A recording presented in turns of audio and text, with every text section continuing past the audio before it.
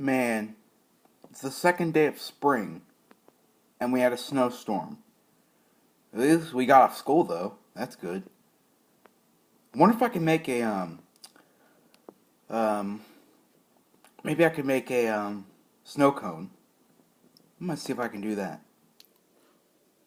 To make a snow cone, you need a cup, a metal spoon, a packet of something, maybe Kool-Aid or fruit punch, water, maybe from your refrigerator, and the most important thing you need,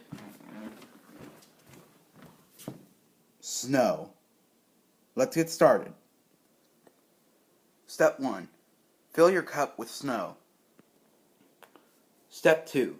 Fill your cup up with water. Step 3.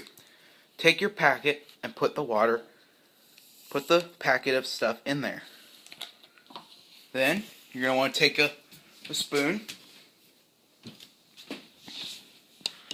stir it up.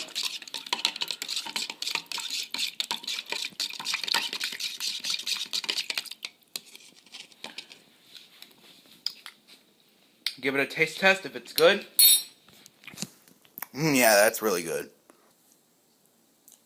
Step 4. Gently pour the juice over the ice.